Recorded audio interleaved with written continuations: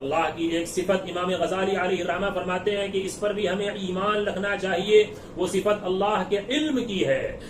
دنیا کے اندر ایک انسان علم رکھتا ہے، دوسرا انسان اس سے ممتاز علم رکھتا ہے، اور قرآن پاک کہتا ہے وَفَوْقَ كُلِّ ذِي عِلْمٍ عَلِيمٍ، ہر علم والے سے اوپر ایک علم والا ہے۔ لیکن اللہ تبارک و تعالیٰ کا علم کیا ہے؟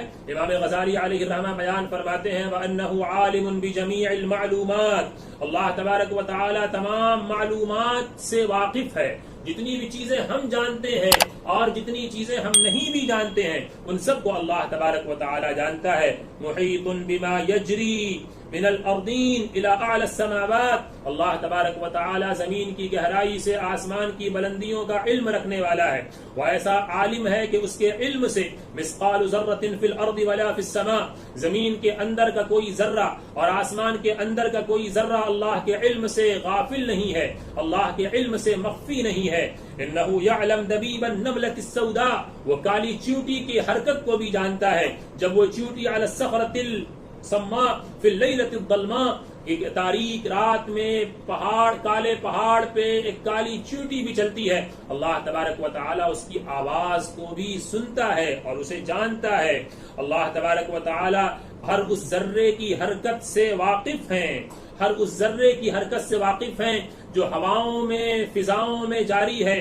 وَيَعْلَمُ السِّرَّ وَأَخْفَى، وہ پوشیدہ چیزوں کو بھی جانتا ہے، وہ راز کو بھی جانتا ہے۔ اور وَيَطْلَعْ عَلَى حَوَاجِسِ الضَّمَائِرِ، وہ دلوں کے راز سے بھی واقف ہے۔ وَحَرَكَاتِ الْخَوَاطِرِ، وہ دلوں کے اندر جو خیالات پیدا ہوتے ہیں اس سے بھی واقف ہے۔ وَخَفِيَاتِ السَّرَائِرِ، اور اسی طرح پوشیدہ چیزوں سے بھی واقف ہے۔ بِعِلْمٍ قَدِيمٍ أَزَلِيٍّ، اس علم کے ذریعے جو علم اللہ تبارک و تعالی کو کسی نے عطا نہیں کیا ہے، وہ علم بھی قدیم ہے، وہ علم ازلی ہے، اور وہ علم ہمیشہ ہمیش رہے گا۔ اس میں کسی مخلوق کا کوئی کارنامہ نہیں ہے، اور وہ اس اپنی صفت میں فی ازل الازال ہمیشہ ہمیش سے ہے، اور اس کے علم کو کوئی چیلنج نہیں کر سکتا، اور اس کے علم کا کوئی بدل نہیں ہو سکتا۔ یعلم خائنۃ الاعین وما تخفی الصدور، قرآن کریم کے اندر اللہ تعالیٰ آنکھوں کی خیانت کو بھی جانتا ہے۔ وما تخفی الصدور، جو چیز تم اپنے دلوں میں چھپاتے ہو، جو اپنے سینوں میں چھپاتے ہو، اللہ تبارک و تعالیٰ اس سے بھی واقف ہے۔ اللہ تبارک و تعالیٰ کی ایک صفت یہاں پر یہ بیان کی جا رہی ہے الارادہ، اس کو بھی امام غزالی علیہ الرحمہ نے بیان کیا ہے کہ اللہ کی ایک صفت ارادہ ہے۔ ارادہ یعنی کسی چیز کا ارادہ کرنا۔ یہ سارے وہ صفات ہیں جو صفات انسانوں کے اندر بھی ہیں۔ انسان کو بھی زندگی ملی ہے، انسان کو بھی قدرت حاصل ہے، انسان کو بھی علم حاصل ہے، انسان کو بھی ارادے کی قوت حاصل ہے، لیکن یہ چیزیں انسان کو جو ملی ہیں وہ اللہ کی طرف سے ملی ہیں۔ خدا کا جو ارادہ ہے، خدا کا جو علم ہے، وہ ہمارے ارادے اور علم کی طرح نہیں ہے، بلکہ اللہ تبارک و تعالیٰ کا ارادہ، اللہ کا علم ہمارے ارادے سے بڑھ کر ہے۔ تو اللہ کی ایک صفت ارادے کی، صفت ارادت کی ہے۔ وَأَنَّهُ تَعَالَى مُرِيدُ الْكَائِنَاتِ، اللہ تبارک و تعالیٰ تمام کائنات کو چلانے والے ہیں، اس کی پلاننگ کرنے والے ہیں۔ ارادہ کیا ہے؟ انسان جو ڈیزائن کرتا ہے، جو پلان کرتا ہے، اس کو ارادہ کہتا ہے۔ اللہ تبارک و تعالیٰ مدبر الحادثات، اللہ تبارک و تعالیٰ کو جتنی چیزیں دنیا میں پیدا کرنی ہے ان سب چیزوں کو اللہ تبارک و تعالیٰ چلاتے ہیں، اس کو چلانے کا نظام بناتے ہیں۔ ملک میں، ملکوت میں کوئی چیز اللہ سے مخفی نہیں ہے، قلیل او کثیر، چاہے وہ چیز تھوڑی ہو یا زیادہ، اور اسی طرح سے صغیر او کبیر، چھوٹی ہو یا بڑی، خیر او شر، بہتر ہو یا بری چیز، نفع او ضر، وہ کسی چیز کے لیے نفع بخش ہو یا اسی طرح نقصان کا سبب ہو، اسی طرح ایمان، کفر، عرفان، اسی طرح نقصان پہنچانے کی جو صلاحیت ہے، اور اس کے علاوہ طاعت، عصیان یعنی اطاعت کی چیزیں، نافرمانی کی چیزیں، یہ جتنی بھی چیزیں ہیں یہ دنیا میں ممکن نہیں ہے الا بقضائہ وقدرہ، اللہ کے فیصلے اور اللہ کے قدرت کے بغیر یہ چیز ممکن نہیں ہے۔ اللہ تبارک و تعالیٰ اس کا فیصلہ کرتے ہیں، اس کی حکمت اللہ کے علم میں ہے، اللہ کی مشیت کے بغیر یہ چیز ممکن نہیں ہے۔ فما شاء کان وما لم یشأ لم یکن، جو اللہ چاہتا ہے وہ ہوتا ہے، جو نہیں چاہتا ہے وہ نہیں ہوتا ہے، اور اللہ تبارک و تعالیٰ کو اپنے فیصلے سے کوئی چیز دور نہیں کر سکتی، اللہ تبارک و تعالیٰ کے ارادے سے کوئی چیز روک نہیں سکتی۔ اسی طرح سے کوئی بندہ اللہ تبارک و تعالیٰ کی معصیت اگر کرتا ہے تو کیا اس معصیت سے اللہ تبارک و تعالیٰ کو کوئی نقصان پہنچائے گا؟ اگر ایک انسان اللہ کی معصیت سے بچ جاتا ہے، یعنی اللہ کی نافرمانی سے بچ جاتا ہے، اس نافرمانی سے بچنے میں بھی اس کا کوئی کمال نہیں ہے، یہ اللہ کا کمال ہے کہ اللہ کی توفیق سے وہ اللہ کی نافرمانی سے بچا۔ یہ بات یاد رکھنے کی ہے۔ امام غزالی نے اس کو لکھا ہے کہ الا بتوفیقہ ورحمتہ، کہ اللہ کی توفیق اور اس کے رحمت سے انسان اللہ کے معصیت سے بچتا ہے، ورنہ انسان کے اندر کوئی طاقت نہیں۔ ولا قوت له علی طاعتہ الا بمشیتہ، اگر ہم ایک سجدہ بھی اللہ کی بارگاہ میں کرتے ہیں تو اس کی مشیت کے ساتھ کرتے ہیں۔ اللہ چاہتا ہے کہ ہم اللہ کے سامنے سجدہ ریز ہوں تو ہمیں اللہ کی طرف سے طاعت کی توفیق ملتی ہے۔ اللہ ارادہ کرتا ہے کہ ہم اللہ کے سامنے کھڑے ہوں، اس کے سامنے اپنے ہاتھوں کو پھیلائیں اور دستے سوال دراز کریں، تب وہ طاقت ہمیں ملتی ہے۔ اور دنیا کے انسان اور جنات، ملائکہ، شیاطین اگر اس بات پر جمع ہو جائیں کہ وہ سب کے سب مل کر اس دنیا کے اندر کسی ذرے کو حرکت دے دیں گے یا کسی ذرے کو ٹھہرا دیں گے تو وہ بالکل اللہ کے ارادے اور مشیت کے بغیر نہیں کر سکتے۔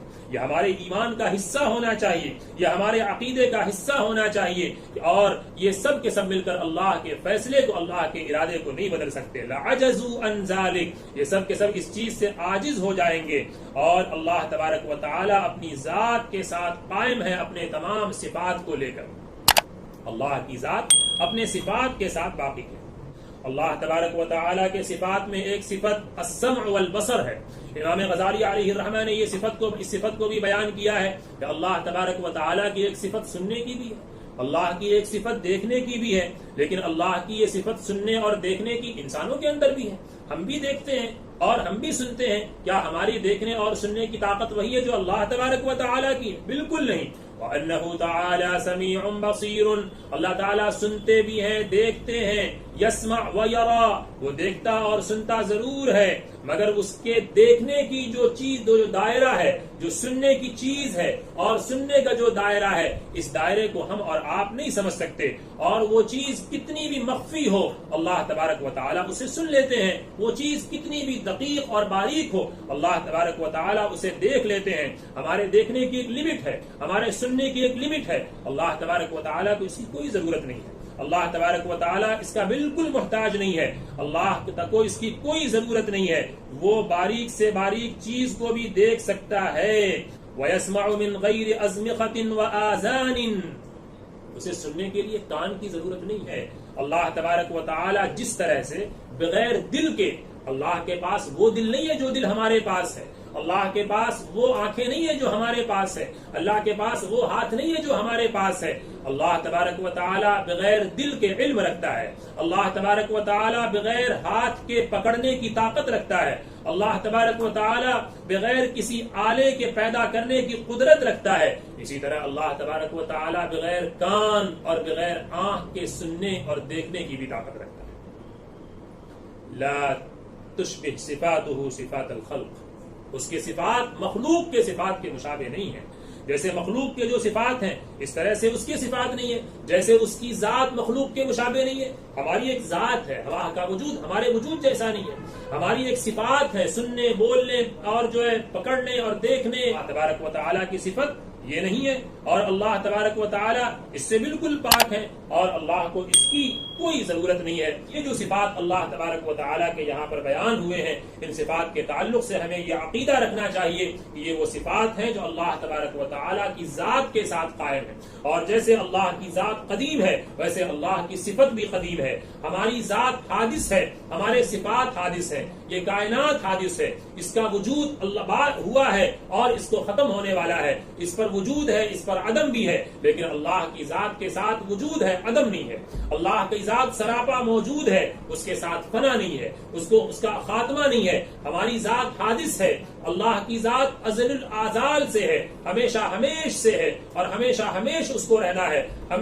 ہم پہلے نہیں تھے اور بعد میں ہم جو ہے اس دنیا میں نہیں رہیں گے، اور قرآن کریم نے اس حقیقت کو بیان کیا ہے۔ هل أتى على الإنسان حين من الدهر لم يكن شيئا مذكورا، کیا انسان کو یاد نہیں ہے کہ اس پر ایک زمانہ ایسا آیا ہے کہ وہ اس دنیا میں قابل ذکر بھی نہیں تھا، لوگ اسے جانتے بھی نہیں تھے، اس کا نام نہیں جانتے تھے، اس کے وجود سے لوگ ناواقف تھے، اس کے وجود کا دور دور تک پتہ نہیں تھا، لیکن اللہ کی ذات اس وقت سے ہے جب یہ دنیا نہیں تھی، یہ آسمان نہیں تھا، یہ زمین نہیں تھے، یہ بر و بحر نہیں تھے، یہ شجر و حجر نہیں تھے، یہ پہاڑ نہیں تھے، یہ بہتے ہوئے دریا نہیں تھے، اور یہ سارا نظام نہیں تھا، لیکن اللہ کی ذات باقی تھی، اور اللہ کی ذات تھی، اور اللہ کی ذات ہے، اور اللہ کی ذات رہے گی۔